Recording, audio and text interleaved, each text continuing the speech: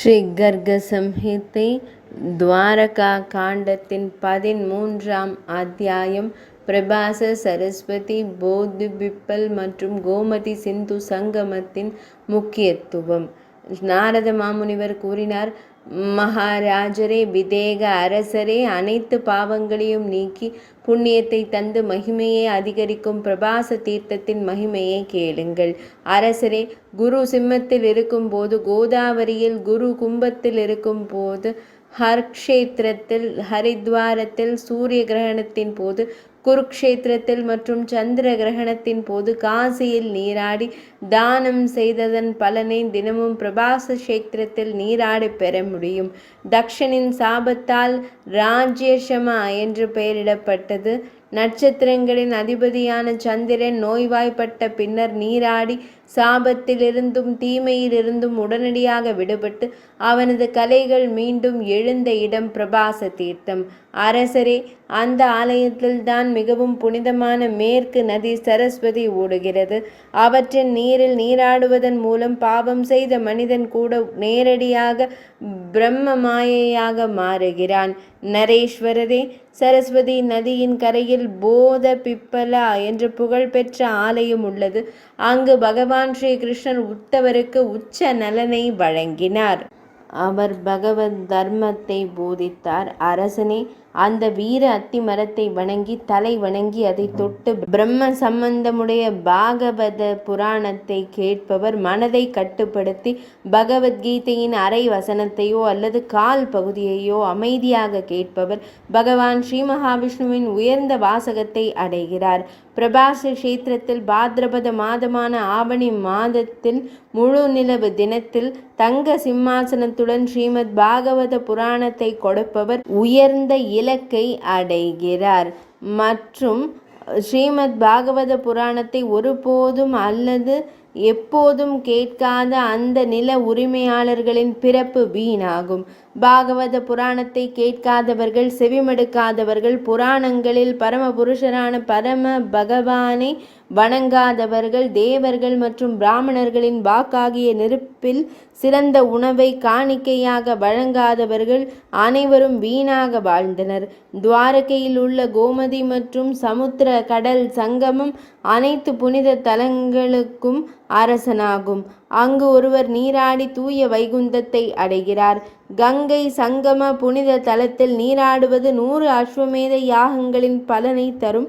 கோமதி கடலில் சங்கமத்தில் நீராடுவதன் மூலம் அதைவிட 1000 மடங்கு புனிதமானது அடைய முடியும். இந்த விஷயத்தில் புராணங்களை அறிந்த மனிதர்கள் இந்த பண்டைய வரலாற்றை கூறுகிறார்கள். இது அதை கேட்பதன் மூலம் ஒருவரை பாவ வேதனையிலிருந்து விடுவிக்கிறது. பண்டைய காலங்களில் ஹஸ்தினாபுரத்தில் ராஜ மார்கபதி என்ற ஒரு முக்கிய வைசியர் வசித்து வந்தார். அவர் மிகுந்த தாராள மனப்பான்மை கொண்டவராகவும் குபேரனை போலவே செல்வம் படைத்தவராகவும் இருந்தார். பின்னர் அவர் உடலை விற்கும் பெண்களுடன் பழகத் தொடங்கினார். ஞானிகள், மோசடி செய்பவர்கள் மற்றும் காம வெறியர்கள் சகவாசத்தில் அவர் மிகவும் துஷ்ட வைஷ்யன். எப்போதும் பொய் கூறி திரிய தீய செயல்களில் ஈடுபட்டார். அவர் பிராமணர்களுக்கோ மூதாதையர்களுக்கோ அல்லது கடவுள்களுக்கோ ஒரு துளி தங்கத்தை கூட தானம் செய்ததில்லை. கடவுள் குறித்த விவாதத்தை தூரத்திலிருந்து கண்டால் அவர் விரைவாக விலகிச் செல்வார். அவர் தன் பெற்றோருக்கு ஒருபோதும் சேவை செய்யவில்லை. தன் மகன்களுக்கு பணம் கொடுக்கவில்லை. அவன் மிகவும் முட்டாள்தனமாகவும் துன்மார்க்கனாகவும் இருந்ததால் செல்வந்தனாக இருந்த போதிலும் தன் மனைவியை கைவிட்டு அவளிடமிருந்து பிரிந்து வாழ்ந்தான். விபச்சாரிகளுடன் தொடர்பு கொண்டதால் அவனது செல்வத்தில் பாதியை இழந்தது.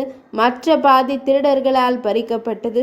பூமியில் புதைக்கப்பட்ட சிறிதளவு கூட அங்கேயே தானாகவே மறைந்து போனது. ஏனென்றால் லக்ஷ்மி தேவி நல்லொழுக்கத்தால் பெருகுகிறாள், ஆனால் பாவத்தால் நிச்சயமாக அழிக்கப்படுகிறாள். இதனால் விபச்சாரிகளுக்கு அடிமையான துஷ்ட வைஷ்யர் வறுமையடைந்து அழகிய ஹஸ்தினாபுரத்தில் திருடத் தொடங்கினார். அந்த தினங்கள் சாந்தனு மன்னர் அங்கு ஆட்சி செய்தார். திருட்டில் ஈடுபட்டிருந்த வைசியரை கயிர்களால் கட்டி தனது நாட்டிலிருந்து வெளியேற்றினார். காட்டில் வசித்து வந்த அவர் விலங்குகளை கொல்லத் தொடங்கினார். அந்த ஆண்டுகளில் அங்கு மழை பெய்யவில்லை. பின்னர் அவருக்கு பஞ்சம் ஏற்பட்டது. வைசியர் மேற்கு நோக்கி நகர்ந்தார். ஒரு காட்டில் ஒரு சிங்கம் தனது நகங்களால் அவரை கொன்றது. அந்த நேரத்தில் யமனின் தூதர்கள் வந்து அவரை கயிறுகளால் கட்டி முகம் குப்புற தொங்கவிட்டு சாட்டையால் அடித்து யமனுக்கு செல்லும் பாதையில் அழைத்துச் சென்றனர்.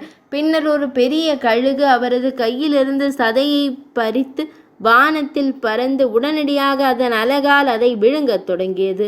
எந்த இறைச்சியும் கிடைக்காத மற்ற பறவைகள் அதில் சிலவற்றை ஆர்வத்துடன் எடுத்து கொள்ளத் தொடங்கின. இதனால் கழுகுகள் மற்றும் பிற பறவைகள் அங்கு பெரும் சலசலப்பை ஏற்படுத்தின. இருப்பினும் கழுகு அதன் வாயிலிருந்து இறைச்சியை விடவில்லை. அது மேற்கு நோக்கி பறந்தது.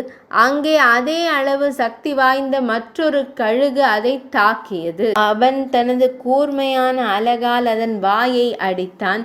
சதை அதன் வாயிலிருந்து கோமதி நதியின் சங்கமத்தில் விழுந்தது.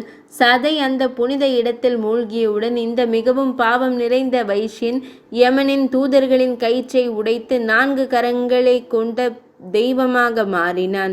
தூதர்கள் காண்பதற்கு முன்பே அவன் தெய்வீக வடிவத்தை அடைந்தான். விமானத்தில் ஏறி அனைத்து திசைகளையும் ஒளிரச் செய்து அவர் பகவான் ஸ்ரீஹரியின் உன்னதமான இருப்பிடத்திற்கு செல்கிறார். கோமதி நதியும் கடலும் சங்கமிக்கும் இந்த மகிமையை கேட்பவர் எல்லா பாவங்களிலிருந்தும் விடுபடுகிறார். பகவானே, அவர் ஸ்ரீ மகாவிஷ்ணுவின் இருப்பிடத்திற்கு செல்கிறார்.